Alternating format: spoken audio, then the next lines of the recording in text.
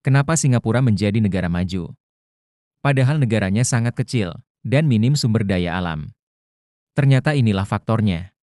Singapura telah menjadi negara maju sejak 2000.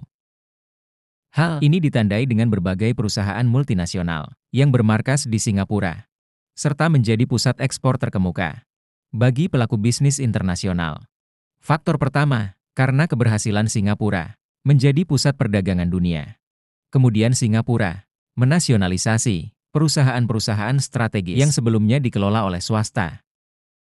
Lalu keberhasilan Singapura yang telah membangun sektor industri dan mendatangkan investor serta tenaga ahli. Membangun sektor industri yang berwawasan ekspor dengan cara mengundang investor asing. Menetapkan undang-undang ketenagakerjaan melalui sistem win-win solution. Keberhasilan Singapura menstimulasi pihak investor asing. Hal ini berdampak pada keberhasilan meningkatkan investasi ke pendapatan negara.